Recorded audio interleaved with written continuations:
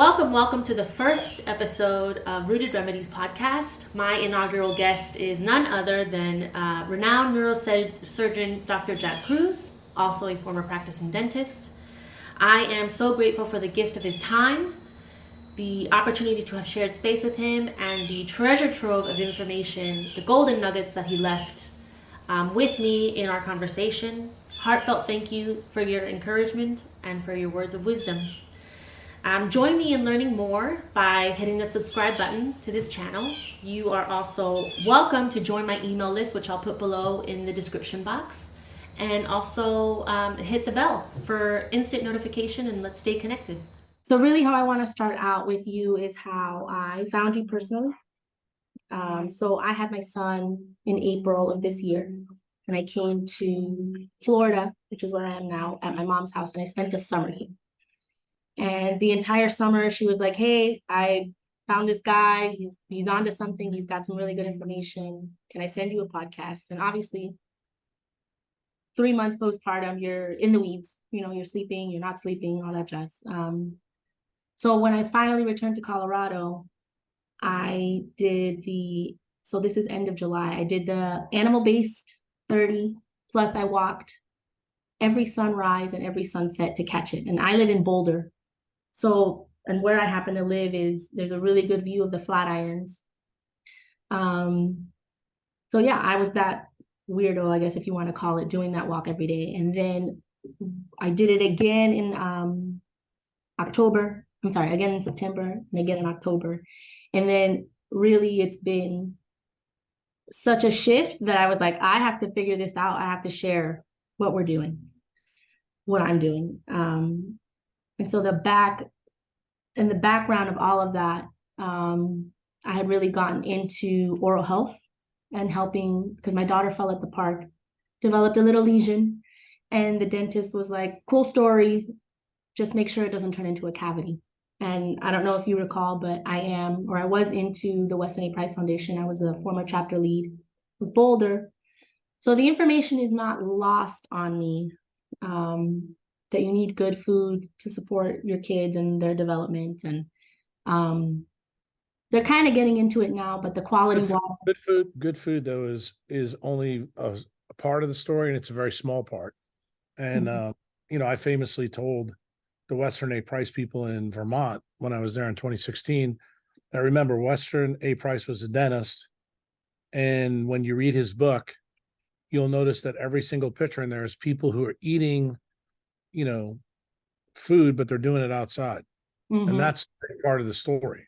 That's the part of the story that the Weston A. Price Foundation doesn't get. And I famously said to them that, and I did this to be provocative, that if he was alive today, he would be a black swan mitochondriac, and he wouldn't even follow Sally Fallon's beliefs. Why?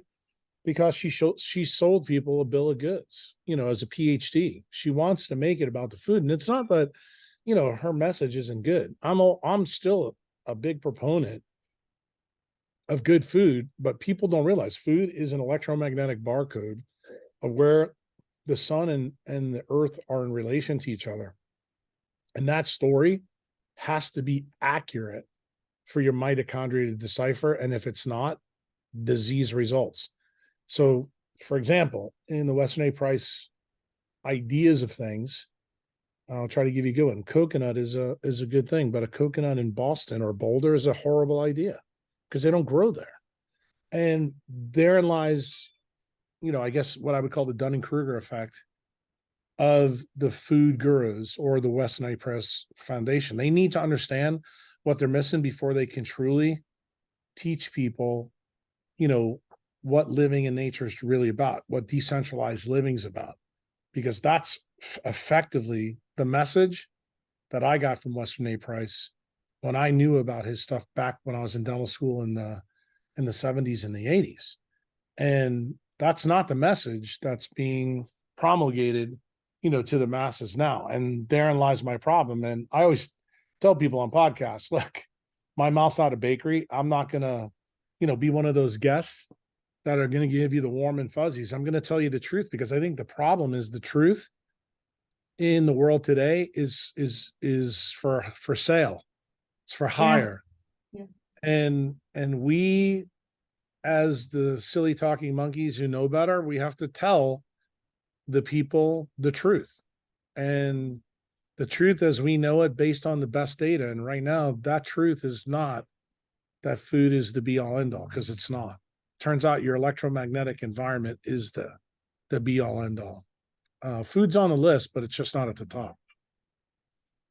I'm curious what could be outside of experiencing this for yourself, and truly taking the time and saying, I don't care what it takes. I'm going to be outside, work outside, work out, do whatever. What are things that you could look at your child? Because again, that's my angle, fixing whatever could come up. It's not hard. I mean, just think about it. Just think about take your family to a farm and look how a calf and its mother live. That's how you and your baby should live. That baby should want to suckle your tit. That baby should crawl around on the ground.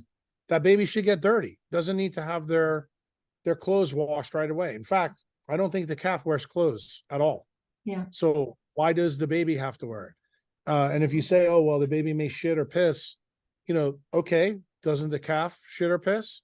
See, these are just so fundamental questions. Like right before we got on with you, we had about 30 people to come to our new house in El Salvador.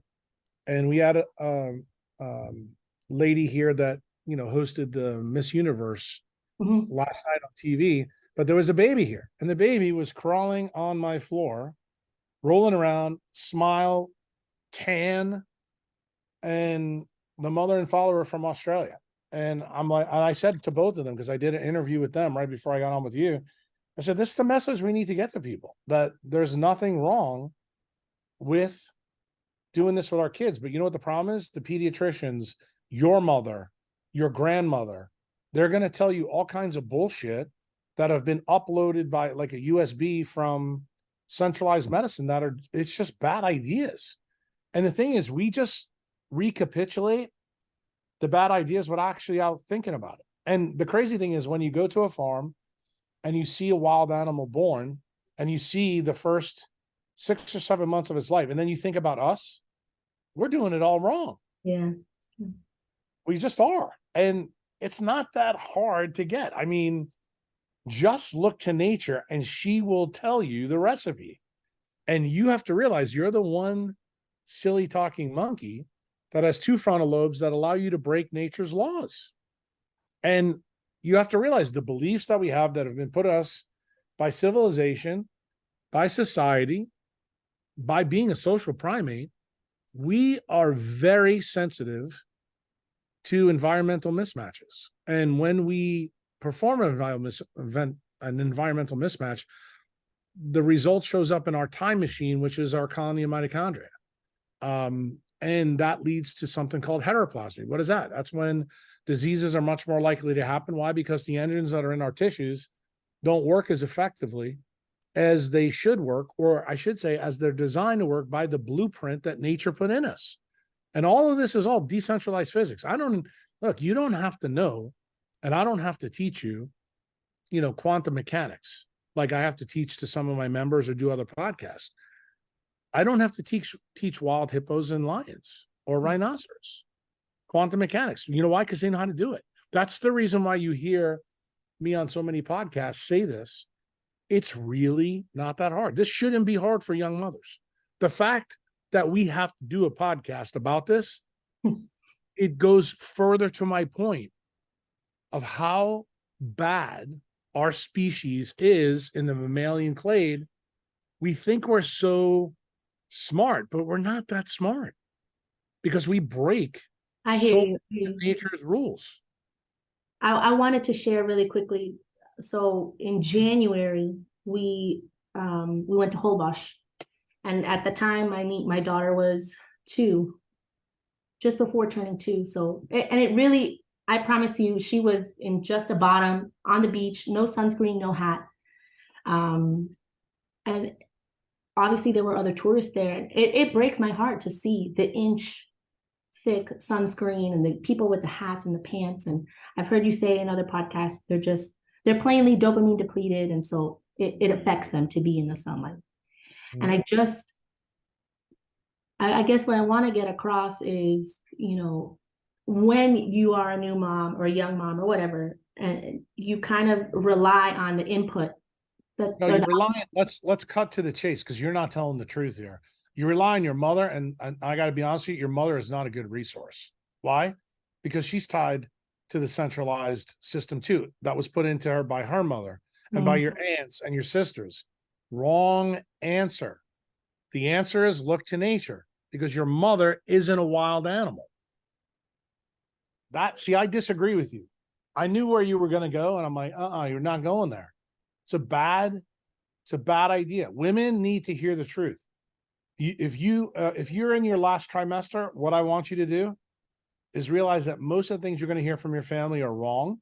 Yeah. And the best thing for you to do is to go to a farm, go to a place where wild animals are, not even the zoo. Zoo is where are built.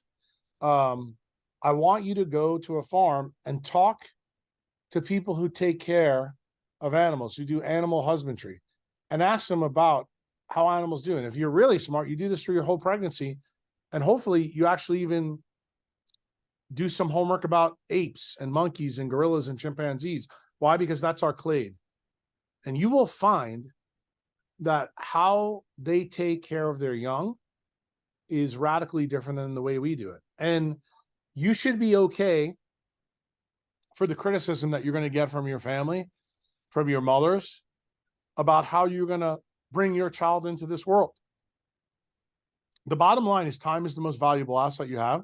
And even though your child should have as much time as possible, what women don't know is that their heteroplasmy rate of the eggs that they have is actually set by the grandmothers, then affected by the mothers, and then affected by you, then your beliefs that you put on that child. So this is the reason why modern children now can come out of the vagina born with a much higher heteroplasmy rate.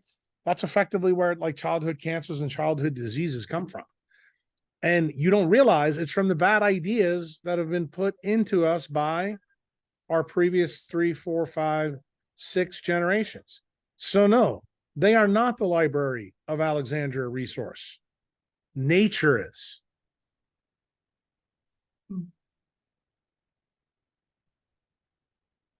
Wonderful.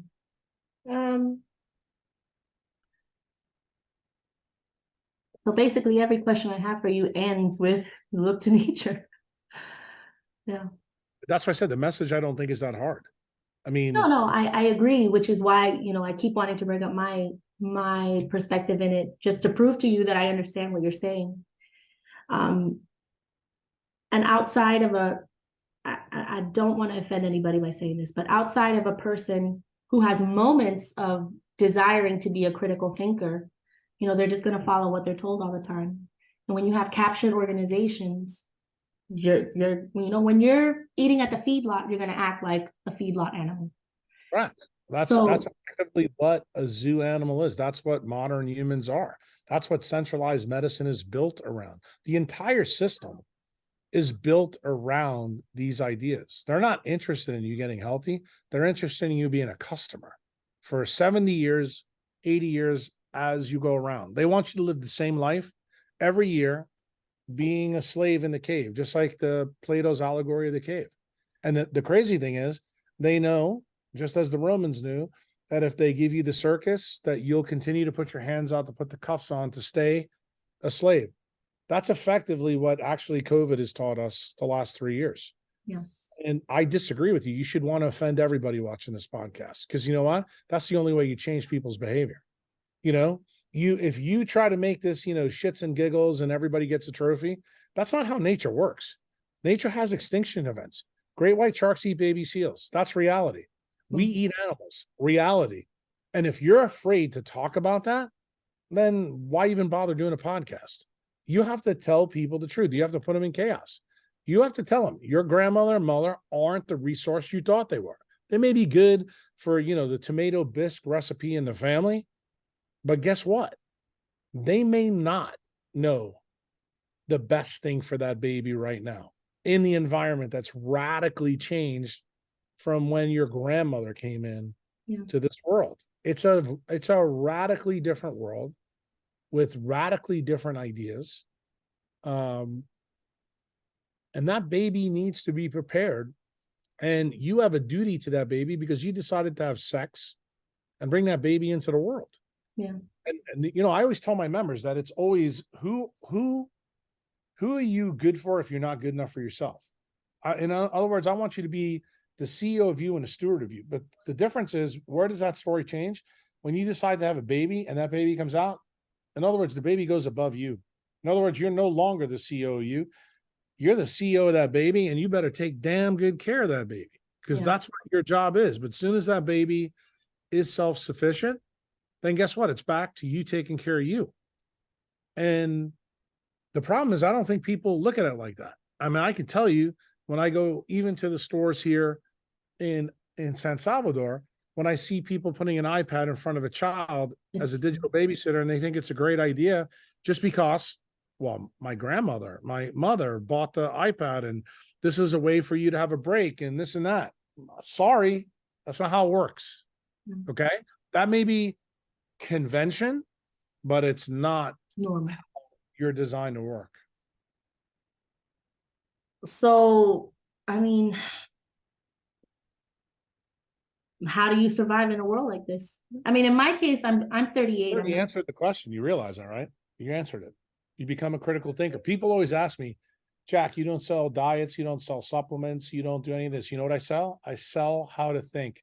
I teach you that the single most important thing in your life is to become a critical thinker. Be able to call bullshit on everything, but do it scientifically, truly using the scientific method. And understanding that the basis of everything in nature is quantum mechanical. Like, one of the most radical things I think I've said in 2023 that's kind of floored people. It's kind of the way I think about what I said to the Western Age Price people in 2016 when I went to Vermont. And I talked about food the way I see it. Right now, people don't understand the implications of a Newtonian world versus a world of Einstein. In a Newtonian world, time was absolute. What's the consequences of time being absolute? That cause and effect are real. Do you know what happens when you realize time is relative? There is no cause and effect. Think about that for a minute, what I just said. You want to talk about a shock? You know, like you always see people on social media say, oh, a correlation isn't causation. Those people are announcing to you how dumb they are because they don't realize, because time is relative, everything is probability, everything is correlation. There is no cause and effect. And for those people, I do podcasts like this to show you the era of your thinking. And then when you think about how everything happens in centralized medicine, you know, especially around mothers and pediatricians and OBGYNs, they say, well, it's got to be a randomized controlled clinical trial that works on what? Cause and effect. Hard stop. That's why, you know, when you hear me do podcasts with Rick Rubin, he says, yeah, you know, I just don't believe pretty much anything that science does. Why? Because he implicitly understands these big things. Like when you understand there is no cause and effect and everything is a correlation, you start to go, okay, you know what? I live in Boulder, Colorado. I know Jack says it's not a great place to go, but when I was down in Mexico, I let my baby run free like a wild mammal, and I didn't really care what anybody else said. Guess what, girlfriend? You were looking to nature. You actually did something that's wise. And, you know, the funny thing is, you look to your left, you look to your right, and you think, oh, all these people think that I'm the crazy mom, when it turns out the world is crazy. Yeah. And that's, guess what? You know why it doesn't bother you then? Because you're the critical thinker. You know that your dopamine level is higher than the idiots on the right and the idiots on the left. And guess what? You should give two shits about what they think. That's the reason why I tell my members, not everybody's going to get this message. Why? Because it's a very inconvenient message. Nature is about inconvenience. That's what proof of work mechanism is fundamentally in nature. It's not a convenient thing. You must expend energy to have the things that you want to have. And that's effectively what the baby's going to learn when you put them on the beach and let them do what they do. And I'm not telling you to let them run into the ocean, you know, so they drown. What I'm saying is you're still the steward of the child, but you make sure that that baby experiences life through the eyes of nature first and foremost. They'll get centralized when they go to school. They'll have to listen to the dumbass teachers and the pediatricians trying to convince you that vitamin K shots in the United States is a good idea. And, that getting 72 jabs the first 4 or 5 years of your life is something that's wise because of technology. Right. Well, guess what? That doesn't mean that you have to agree with it, but it's coming. Like, it's coming. Why? Because that's the world that we've built in the United States since 1989. Well, guess what? Just because it's the world we built doesn't mean you have to always participate in that stage of the drama. You can opt out and say, how about you kiss my ass? You can be smarter than the people that put the quotes and say, I'm the science. If COVID didn't teach you that alone, then you are asleep at the wheel. You should probably turn this podcast off because you're going to see no benefit from it. No. To be honest, what comes up for me, I have the gumption and I did all of that, the critical thinking during COVID and obviously not putting the sunscreen on my daughter, but it gets lonely. It gets lonely and but guess what? You just have to realize that lonely should be part of it. It should be lonely. When the world is psychotic, you want to be lonely. You want to know the truth? Yeah. You have to embrace the suck of the situation. Because I got news to you. The stuff that we believe now, it's psychotic. Absolutely psychotic. And that's the reason why so many people in the United States are sick. And, I tell people this all the time, but I'm going to tell you the same thing because it's important in the beginning of the life when young mothers hear this. We spend more money in the United States on healthcare, and we have the most horrible return on equity. So that tells you that most of the things that we believe are wrong. I mean, the answer is in the money. The answer is in the insurance data. But, when I say it on podcasts like this, it's offensive to people. Good. It should be offensive because guess what? Each one of us as taxpayers have allowed this to happen. We're the problem. We created this system. We allowed the system to persist. What happened to the word do not comply? What happened to the word no? What happened to the word Miss Pediatrician? You're not as smart as Mother Nature. It's okay for you to lie to yourself, but it's not okay for you to lie to me when you're taking care of my baby. I they think they're lying. I really. Oh, no. Some of them do. Some of them now know because of COVID, but you're right. Some of them don't. I can tell you, I have an ex-wife that used to be a pediatrician. I know for a large part of her life, she was lying. Yeah. But I know she wasn't doing it on purpose. But unfortunately, when you have to be entangled to me through our son, my son constantly reminded her, hey, Mom, I think you might be off base on this. And of course, that didn't sit too well with Mom. But guess what? If he didn't do that,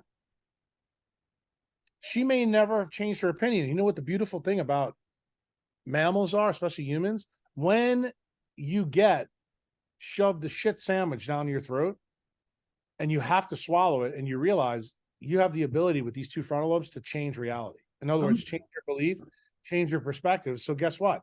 Then actually become a better person, a better mother, and a better doctor.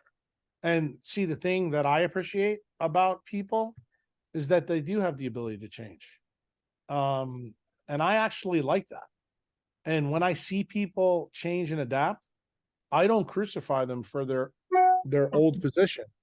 Yeah, and I'll tell you the reason why, because I was one of those assholes from probably 20 to 40 years old.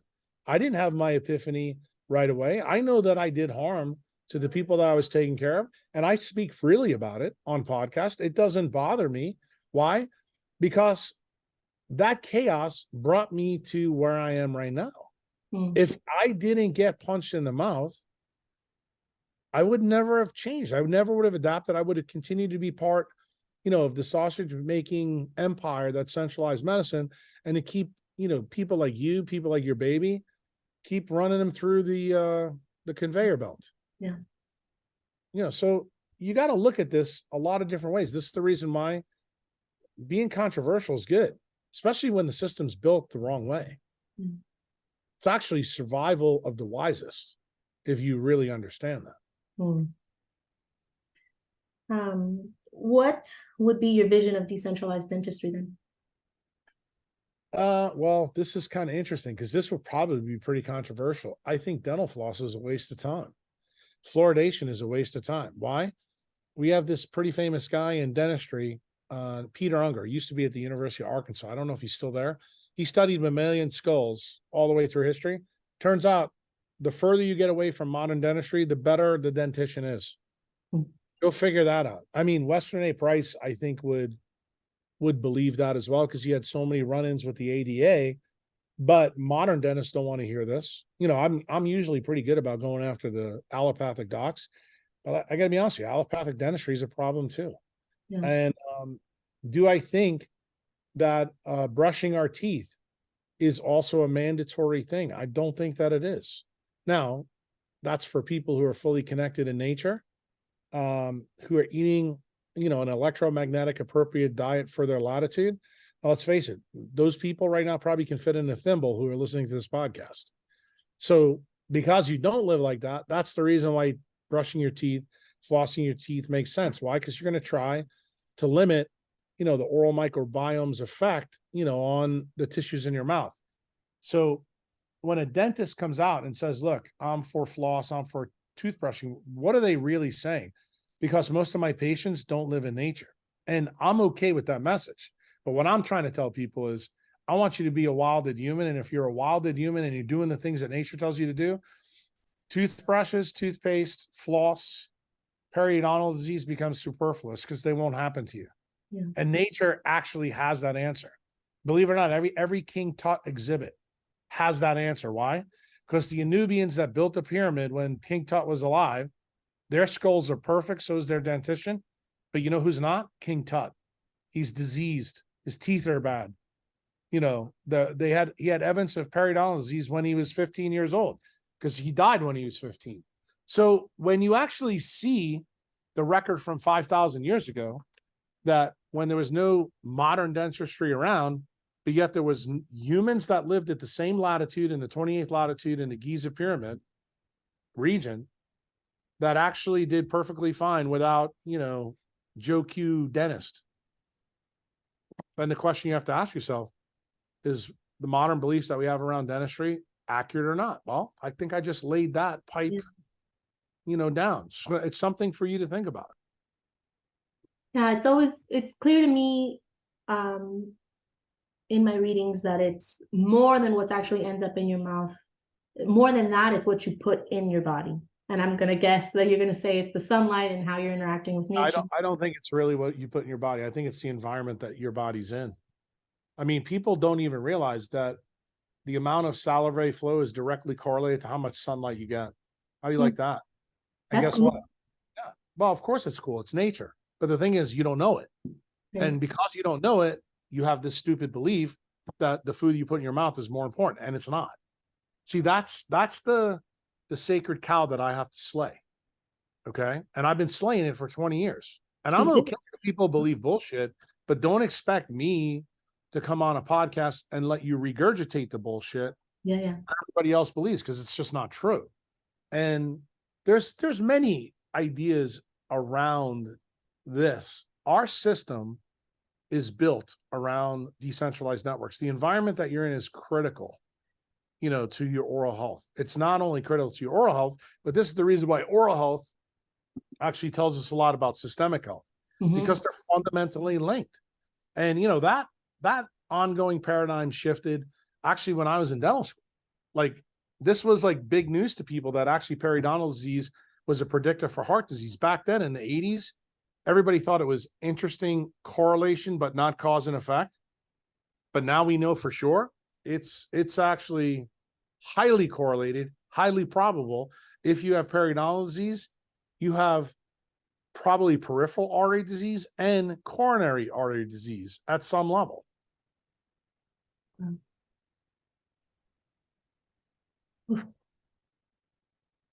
Okay.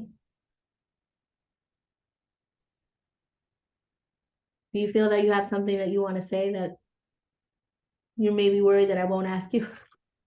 No, I just think that the number one thing that humans need to say, it's kind of funny that we're talking about this today because I had a young girl here with the baby that was 8 months old. We had breakfast together and she had no problem feeding the baby at the table here. Like didn't throw a shawl over herself and this and that. Oh yeah. And I commented to her, I said, you know how refreshing it is to see a young girl give two fucks about social convention to make that baby happy. And literally the baby was perfectly behaved. And I asked her, you know, does the baby have colic? Does the baby have all the classic things that, you know, American babies have? And she goes, no, because these people live in Costa Rica. They're up here in El Salvador right now visiting because of the Adopting Bitcoin conference. And they all wanted to come over and meet me. So I had 25 people over for breakfast this morning. And when they were by my pool and the baby was on the ground crawling around, I said, look at the baby. The baby is absolutely happy to be down exploring its environment. I said, there's so many young girls that would never, ever let their baby do that. Oh, because they may get dirty. They may get bit by a bug.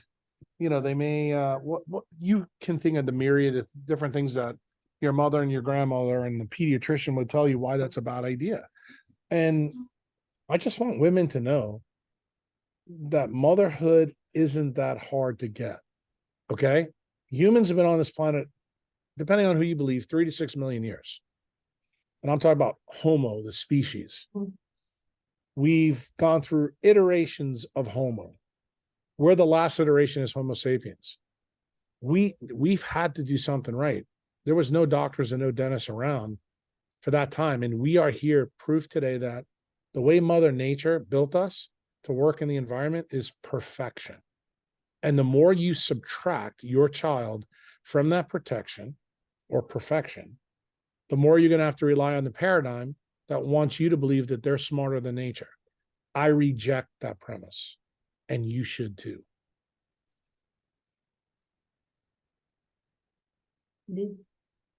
I have. It's not about you, it's about your audience. They're the ones you're making this for. Well, I technically don't have an audience yet, so we're all good. Well, you might. When you play this, you might. Mm-hmm. And that's kind of what you need to realize. They need to realize. Yeah. I think just one more question, just to kind of get your input. And I don't mean the cliche pretty pictures, you know, in a nice bottle. I mean, you know, the stuff that King Tut was buried with himself, the essential oils as captured light. What is your take on them? What is your... Yeah, they are captured light. They are from mostly flowers. That is a good way to look at them, and they do resonate. But let's actually parse this out. Do you really need essential oils when the plants are all around you and you should be smelling them yourself? You actually kill the plant to get the essence of it so that you can have it stored. I want you to think about that. You think Homo neanderthalis had that, say 70, 80,000 years ago? No. Unlikely, yeah. Right. So, but I guarantee they smelled the flowers. I guarantee they stopped to smell the roses. Yeah. They stopped to smell the lavender. They stopped to smell the honeysuckle. Why? Because we're all drawn to it. And see, that's the beauty of it. We're drawn to the things in nature, but yet we've tried to figure out, you know, storage vehicles for, you know, smells, foods, sounds that just aren't good as nature. And I guess the thing I'm saying to you, I don't have a problem with you wanting to use it, but I want you to think about, I'd like you to take a walk in nature and smell those things as they grow without you having the need to kill them, process them, and put them in a bottle. That's the way you should do your life, and that's the way you should do your baby's life.